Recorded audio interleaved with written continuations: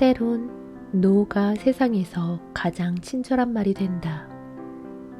당당한 사람이 사랑스럽다는 걸 너무 늦게 깨달은 당신에게 이제는 스스로 빈배가 되어보면 어떨까? 다른 사람이 기분이 나쁘다고 하든 욕을 하든 너와는 이대로 끝이라고 하든 받아들이든 상관없이 빈배가 되어 그저 듣는 것이다. 상대의 부정적인 태도에 욱하며 화낼 것도 없고 부처님처럼 웃을 필요도 없다. 그저 묵묵히 듣는 것이다. 너는 화가 났구나. 그건 당신 사정이야. 너는 기분이 나쁘구나. 그건 당신 사정이야. 너는 내 거절을 받아들였구나. 그건 당신 사정이야.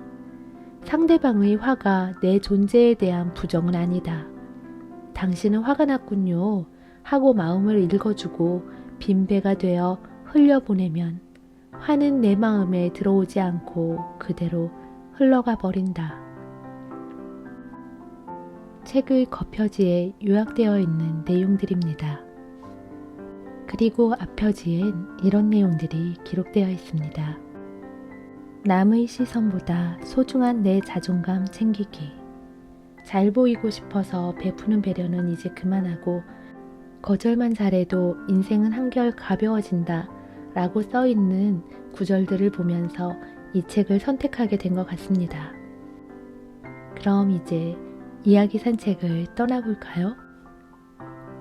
싫다고 말해도 괜찮아. 지은이 김진희 펴낸 곳 지금 이 책. 프롤로그. 착한 사람이라는 말을 못 들으면 어때? 예의를 중요하게 여기는 부모님 밑에서 자랐다. 다른 사람에게 친절하고 예의 바르게 지내라는 것은 굳이 말로 배우지 않아도 자연스럽게 몸으로, 마음으로 익힐 수 있었다. 그것은 우리 부모님뿐만 아니라 사회적인 약속 같은 것이었다. 예의 바르다는 말은 다른 사람을 곤란하게 하지 않는다는 의미도 내포한다. 딱 잘라 싫다고 말하는 것은 예의에 어긋나는 일이었다. 적당한 선에서 거절하지 못하고 살던 시절, 나는 속으로는 원하지도 않는 일을 잔뜩 끌어안고 싫으면서도 알겠어요 하고 숙제같이 받아들였다. 내가 원하지 않는 일을 신나는 마음으로 펄펄 날며 했을리 만무하다. 그러다 보니 내 인생은 내 뜻대로가 아니라 남 뜻대로가 되어버렸다. 남 뜻대로 사는 인생이 행복하고 감사할 리가 없었다. 대학을 졸업할 무렵 친구의 어처구니 없는 부탁을 거절하지 못하고 그렇다고 들어주기에는 너무 억지스러운 일이라 속상해하며 운 적이 있었다. 친구에 대한 원망이 극에 달했을 시점에 나는 인연을 끊기로 결심했다. 자연스럽게 멀어지도록 전화를 하지 않았고 오는 전화는 굉장히 퉁명스럽게 대답만 했다. 그렇게 몇 번의 통화 끝에 우리는 영영 이별했다. 나는 그 친구와 지금까지도 연락을 하지 않고 지낸다. 이제서야 나는 생각한다. 극도로 참기 힘든 지경이 되기 전에 그건 싫은데 하고 말하는 것이 왜 그렇게 힘들었을까? 분명하고 단호하게 싫다고 말했다면 순간 기분이 언짢았을지라도 그 친구가 더 이상 내 인생을 좌지우지 하지 않았을 텐데. 그리고 인연을 끊어버리는 극단적인 일도 일어나지 않았을 텐데. 한 인테리어 회사에서 나는 중간지책을 맡았다. 일의 규모에 비해 직원 수가 턱없이 적었다. 다른 사람에 비해 나는 특히 바빴다.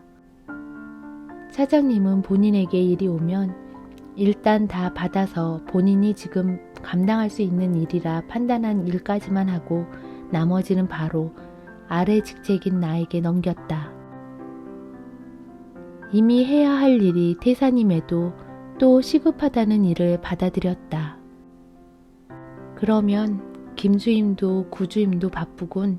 임대리는 포토샵을 할 줄 모르고 아휴 결국 내가 다 해야겠다 하고는 일을 또 끌어안았다. 일을 시키기 좋은 사람으로 자리 잡자 중요한 일보다 시급한 일을 많이 처리하게 되었다. 일은 많이 했는데 공은 다른 사람에게 가기 일쑤였다. 즐겁게 하던 일은 어느 순간 노동이 되었다. 결국 무리하게 당긴 고무줄이 툭 끊어지듯 체력도 마음도 방전되어 끊어져 버렸다. 그리고는 이제 인테리어 일은 그만해야겠다며 대학 때부터 그토록 꿈꿔오던 디자이너 일을 그만두었다. 나는 쉬운 사람이었을까? 착한 사람이었을까? 예의 바른 사람이고자 했던 나는 착한 사람이라 이름 붙여진 쉬운 사람이 되고 말았던 것은 아닐까? 결국은 이 이상은 감당하기 힘들다고 느낄 때까지 참다가 극단적인 선택을 하게 되는 순간을 맞게 되었다. 친구를 잘라내거나 일을 그만두거나 그렇게 나는 극단적으로 피하는 방법을 선택하였다. 겁이 났다. 노라고 말하는 순간 어색한 기류가 흐르는 것이다. 상대가 화를 낼 수도 있다. 그런 순간을 마주하기가 힘들어 회피하는 방법으로 예스를 선택했다. 사실은 불편한 순간을 받아들일 용기가 없었던 것이었다. 시간이 지나 난처한 상황에 몇 번이나 놓이고 나서야 적당한 선에서 거절하는 것. 그래서 쉬운 사람이 되지 않는 것이 나를 소중히 여기는 방법 중 하나라는 것을 깨달았다. 착한 사람이라는 말을 못 들으면 어때? 하고 내려놓는 순간 내 뜻대로의 범위는 확장되고 남의 시선에서 자유로워진다. 마음이 자유로운 사람이고 싶다. 이 책은 진정으로 남의 눈치를 보지 않고 나로 사는 길을 독자들과 함께 찾아보고자 쓰게 되었다. 내가 겪었던 고민의 무게가 글과 함께 조금이나마 가벼워지길 바라며. 김진희. 챕터 1. 세상에 쉬운 사람이 하나도 없다니. 내 상처의 근원 찾기. 나는 사남매의 맏이다. 부모님은 첫째가 잘 되면 밑에 동생들은 저절로 잘 되는 거라고 말씀하셨다. 맏이기 때문에 많은 혜택을 받았다. 울산에서 대기업에 다니는 아빠 월급의 8할 이상 가격의 사립유치원에 다녔다.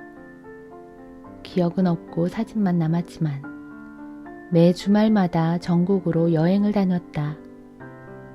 학교에 입학하기 전에 피아노와 미술을 배우기 시작했다. 피아노도 미술도 좋아했다. 집에서도 원하면 언제라도 피아노를 치고 그림을 그렸다. 독서도 좋아했다. 엄마는 계속 새로운 책을 사왔고 새로운 책이 올 때마다 신나서 열심히 읽었다. 읽은 책이 많아지고 그림 그리는 것이 좋아지자 그림책을 쓰기 시작했다. 이때까지 기억은 완전히 행복 그 자체이다. 시키는 것마다 성과를 내었다. 지금까지 이룬 성과는 곧 기대가 되었다. 초등학교에 입학하면서 내 인생은 새로운 국면을 맞았다. 엄마는 좋은 성적을 내는 것에 내 인생의 모든 의미를 부여하였다. 반에서 1등을 했느냐가 아니라 만점으로 전교 1등을 했느냐가 중요했다. 엄마는 내가 행복하길 바라는 마음으로 성공하는 길로 인도하고 싶었을 것이다. 엄마는 나를 완전히 궤도에 올리기 전까지 불안했다. 어른이 되고 나서 왜 그렇게 날 달달 볶았느냐고 물어봤더니 조금만 더 하면 100점 맞을 수 있을 텐데 라는 생각에 마음이 계속 조급했다고 했다. 엄마는 집에 같이 있으면 항상 문제집을 풀렸고 나에게 늘 화가 나 있었다. 만점을 받았고 전교 1등도 했었지만 다음 시험 결과를 장담할 수 없었다. 집에서처럼 학교에서도 나는 위축되어 있었다. 친구가 장난으로 놀리는 말에 자주 울컥했다. 하루에도 몇 번씩이나 울었기 때문에 친구들과 제대로 된 관계를 맺지 못했다. 마음이 힘들었지만 정확히 어디가 아픈 건지 파악하지 못하고 어른이 되었다. 성적이 잘 나오는 법을 깨닫기 전에 공부에 대한 흥미를 잃었다. 공부뿐 아니라 모든 것에서 흥미를 잃었다. 개나 소나 100점을 맞던 초등학교 시절은 금방 지나갔다. 성적은 점점 떨어졌다. 부모님은 나를 보면 한숨을 쉬었다. 언젠가 나도 그림을 잘 그린다는 소리를 들은 적이 있었는데, 책을 굉장히 많이 읽던 때가 있었는데, 피아노를 잘 치던 적이 있었는데, 공부를 잘하던 때가 있었는데, 내가 잘하던 모든 것은 과거형이 되었다. 과거의 기억을 붙잡고 자존심을 세웠다. 하지만 더 이상 지켜낼 자존감은 없었다. 감정을 표출하기보다는 꾹꾹 누르는 것이 옳다고 생각했다.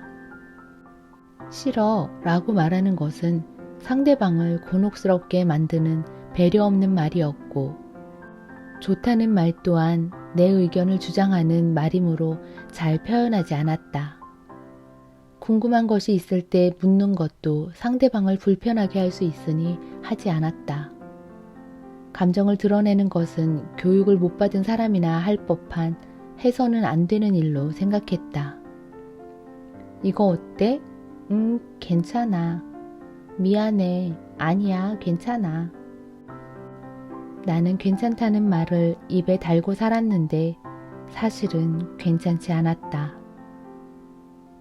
내가 이만큼이나 배려하고 괜찮다고 말하면 상대방도 내가 참고 있다는 것을 알고 있을 거라 생각했다. 그것은 착각이었다.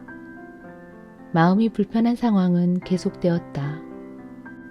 그것이 상대방 탓인 줄 알았다. 괜찮다고 말한다고 진짜 괜찮은 줄 아는 눈치 없는 상대방 때문에 내가 이렇게 힘든 거라며 주위 사람들에게 불만을 쏟아냈다.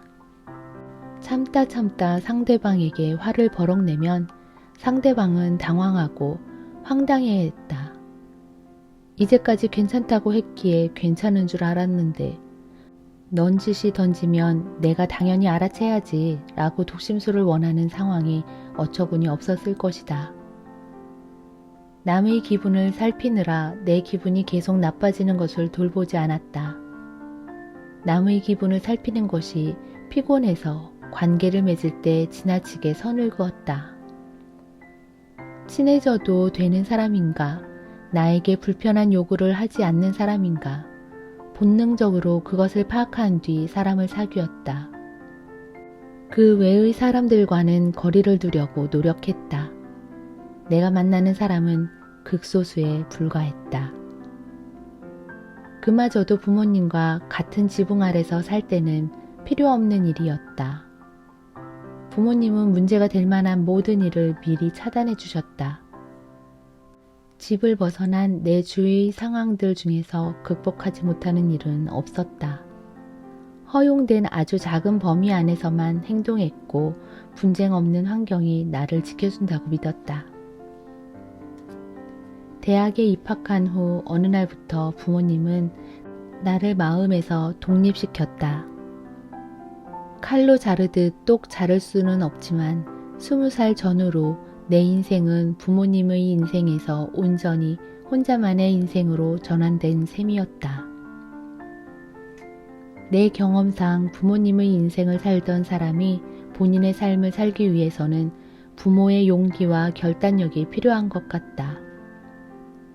종교의 영향도 있었다지만 전문대까지 그러니까 본인들 기준에서 인생 밑바닥을 보게 만든 미운 딸이 이제서야 공부를 하고 장학금을 받고 자격증을 따기 시작하자 우리가 시킨다고 되는 것이 아니었어.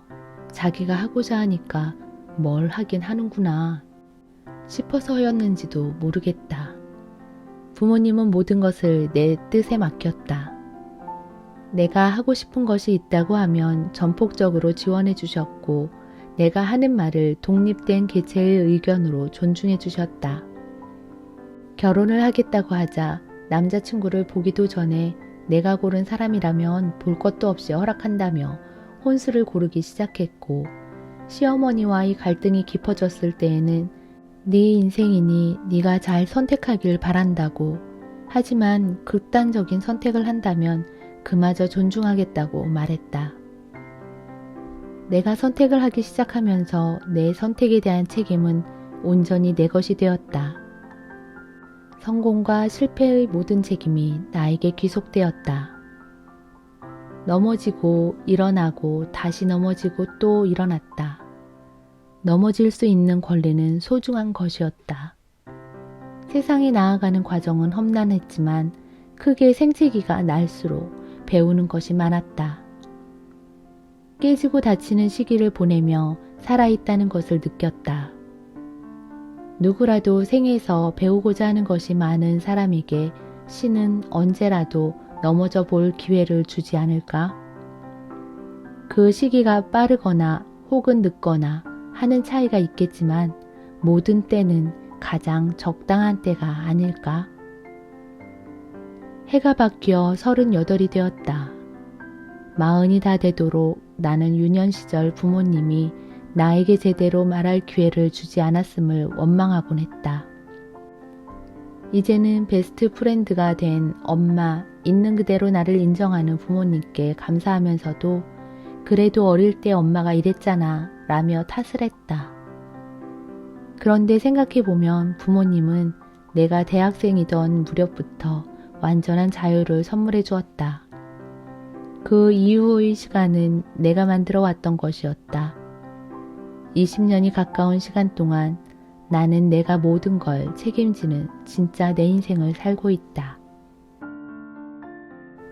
짐을 더해주는 관계라면 친구. 대학 시절 나는 학교 바로 앞에서 자취를 했다. 내 방은 학교에서 나오면 가장 먼저 보이는 주택촌에 있었는데 가파른 언덕 위에 자리하고 있었다. 산꼭대기까지 오르려면 낭떠러지 같은 계단을 올라가야 했다. 컴퓨터 전원 버튼만 알던 내가 프로그래밍과에 입학했다. 원하던 학교에 낙방하고 시름에 젖어 누워있을 때 엄마와 동네 아줌마들이 고심해서 고른 과였다. 실습 시간이면 화면에 있는 글씨가 러시아어쯤으로 보였다. 자취방에 컴퓨터와 프린터를 설치했다.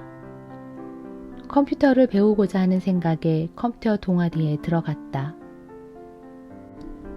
동아리에 들어가니 다들 상황이 비슷했는지 우리 과 학생의 반 정도가 이 동아리에 가입해 있었다. 강의실에서 보는 선배나 동아리에서 마주치는 선배나 비슷했고 과 친구가 곧 동아리 친구였다. 동아리는 내 의지로 들어간 건데 왜 굳이 내 돈 내고 MT에 따라가서 얼차례를 받고 있었던 건지 지금 생각해도 알다가도 모르겠지만 선배들에게 이메일 보내는 법을 버벅대며 배우고 나서 갖는 뒤풀이가 재미있었다. 술자리는 월화수목 금토일 계속되었다. 나름 낭만이 있었다. 그렇게 알게 된 과 선배이자 동아리 선배였던 한 언니가 있었다. 이 언니는 어느 날부터 아침에 학교 가기 전에 정규 코스로 우리 집에 들렀다. 프린트를 뽑기 위해서였다. 언니 집에서는 잉크가 비싸다며 사주지 않는다고 했다. 쭈뼛대며 나 레포트 한 장만 너희 집에서 뽑아가도 될까? 하고 묻던 처음과는 달리 나중에는 전화도 없이 아무 때고 문을 두드리고 들어와 수십 장의 레포트를 뽑아가곤 했다. 컬러 프린터의 잉크는 마를 새가 없었다. 산꼭대기 우리 집에 하이힐을 신고 와서 문을 두드리면 나는 보통 잠이 덜 깬 채 문을 열어주었다. 언니는 이렇게 힘든 길을 종이까지 챙겨왔다며 거꾸로 생색을 냈다. 호의를 베풀었더니 호구가 되었다. 그땐 왜 싫다고 말하지 못했을까? 말하지 못할수록 관계는 악화되어 되돌리지 못할 지경에 이르렀는데 과에서도 동아리에서도 자주 만나게 되는 것이 첫 번째 이유였다. 괜히 싫은 소리를 했다가 만날 때마다 어색하면 어쩌나 그 묘하게 차가운 분위기를 극복할 자신이 없었다. 그 언니가 졸업할 때까지는 만나고 싶지 않아도 어쩔 수 없이 만나야 할 터였다. 그 언니가 옆 사람에게 내 흉을 보는 것도 염려되었다. 다른 선배들이 아니면 친구들이 언니가 한 말만 듣고 나에 대한 부정적 시각을 가질까봐 두려웠다. 자기들끼리 어머어머 그랬어? 하다가 내가 가면 말을 뚝 끊치거나 한다면 일어나지도 않은 일에 대한 걱정하는 마음이 내가 가진 분노를 집어삼켰다. 그래, 1년만 참자. 언니가 졸업하면 이 상황은 종료될 거야. 졸업하고 나면 이 언니랑 안 보고 살 수 있다. 그런 생각으로 꾹 참았다. 그리고 정말 언니가 졸업을 하고서야 이 괴로운 상황이 끝났다. 끝까지 내 마음이 불편하다는 것을 직접 말하지 못한 것이다. 말하지 않았다고 해서 내 평판이 좀 나아졌을까? 말했다면 정말 평판이 나빠졌을까? 그런데 평판이라는 것이 뭐란 말인가? 나는 모두와 좋은 관계를 맺고자 애를 썼다. 모두에게 괜찮은 사람으로 보였으면 했다. 잘 안 맞는 사람과 좋은 관계를 유지하려면 상당한 에너지가 필요했다. 남들에게 길을 쫙쫙 빨린 듯 피곤했다. 이듬해도 다르지 않았다. 1학년 때 친하게 지냈던 친구 중 한 명이 2학년이 되면서 나의 호구력을 알아보았는지 시도 때도 없이 무슨 일이든 함께 하자고 했다. 나는 가난한 자취생이었다. 버스비마저 아껴야 할 만큼 애누리 없는 용돈을 받던 시기였고 한 달에 한두 번꼴로 자격증 시험을 보고 있던 터라 주말에는 집에 널브러져 에너지를 충전한 뒤 학교 도서관에 가서 공부를 해야 했다. 친구는 주말에 자기 집에 놀러 오라고 했다. 일단 버스로 30분 넘게 가야 하는 것이 귀찮았다. 너무 멀어 안 갈래 하는 말에 택시를 타라고 했다. 택시가 웬 말인가? 택시비가 없어 했더니 그럼 내가 택시비 내줄게 놀러와 라고 대꾸했다. 계속 핑계대는 것이 그 친구를 밀어내는 것으로 느껴지려나 싶어 친구 집 앞으로 갔고 친구가 택시비를 들고 1층으로 내려와 내주었다. 민망했다. 혼자인 줄 알았는데 친구가 안내한 집으로 들어갔더니 부모님과 언니, 여동생과 사람만한 강아지 한 마리가 나를 맞이했다. 당황스러웠다. 아무데나 앉으라고 했다. 좁은 아파트는 5식구의 짐으로 꽉 차 있었다. 그나마 남은 바닥에는 이불이 널브러져 있었다. 나의 존재 여부와 상관없이 각자의 할 일을 하고 있었다. 텔레비전을 보거나 컴퓨터를 하거나 주무시거나 깔린 이불을 조금 치우고 겨우 자리를 잡았다. 조금 있으니 식사 시간이 되었다. 그 집 세 자매는 똑같이 돈을 모아 피자와 치킨을 시켜 각각 3분의 1의 용돈을 내놓았다. 우리 엄마는 집에 친구가 오면 마치 시어른이 오시는 것처럼 집을 치우고 정성껏 식사를 대접했다. 그 때문에 친구가 집에 오는 일은 거의 없었고 엄마는 내가 친구 집에 가는 것도 쉬이 허락하지 않았다. 부모님이 집에 같이 계시는데도 손님인 나에게 너도 먹으려면 피자값을 4등분 해야 하지 않냐는 그들의 요구는 그래서 신기하면서도 당황스럽기도 했다. 한 집에 있는데 3등분을 해서 산 것이므로 엄마의 몫은 한쪽도 없었다. 돈이 없는 나도 눈치가 보여 괜찮다고 손사래를 쳤다. 그 친구는 그 후에도 당당한 목소리로 나를 옥죄었다. 야, 뭐 특별한 바쁜 일도 없잖아. 놀러와. 특별히 바쁜 일이 없긴 했는데 그 친구를 만나면 마음이 편치 않았다. 하지만 말을 꺼내지 못해 몇 번이나 불편한 마음으로 끌려나갔다. 불만이 쌓여갔다. 이 친구도 나를 힘들게 하는군. 나는 또 졸업을 기다렸다. 전문대 특성상 개인이 시간표를 짜는 것이 아니라 이미 정해진 시간표에 확인 사인을 하는 시기였기에 그 친구와 나는 무조건 같은 수업을 들어야 했다. 주말에 끌려다니는 불편함보다 모든 수업 시간을 함께하면서 대면대면한 불편함이 더 클 것 같아 자연스럽게 멀어지는 때를 기다릴 수밖에 없었다. 마지막 겨울방학을 맞았다. 나는 편입을 했고 친구는 취업을 했다. 이제야 해방인 건가? 그 전까지 나는 불편한 관계를 정리할 때 자연스럽게 헤어질 때를 기다리는 소극적인 방법을 택했다. 졸업식 전 겨울 방학 때 친구가 전화를 해서 야, 너 요즘 왜 전화 안 하냐? 하며 톡 쏘았다. 아니 소식이 궁금하면 네가 먼저 연락하면 되지 라고 말하고 싶었지만 하지 못했다. 예전 같았으면 내가 내 입을 틀어막을 새도 없이 미안해 라고 말했을 것이다. 그 말을 안 한 것만으로도 장족의 발전이었다. 이 친구와 인연을 끊지 않고서는 의뢰의 죄인 역할을 해야 할 것이며 매번 죄책감을 느껴야 했을 것이다. 오는 전화는 최대한 무심하고 성의 없는 대답으로 일관했다. 몇 번 더 전화가 왔고 그때마다 짧게 응, 아니 라는 말만 했다. 더 이상 전화는 오지 않았다. 졸업을 목전에 두었기에 용기를 내어 친구 한 명을 정리했다. 누군가는 말한다. 인연을 끊는 것은 슬픈 일이라고. 그 사람을 잃을 뿐 아니라 그 사람과의 시간도 잃게 되는 거라고. 나도 슬플 거라 생각했다.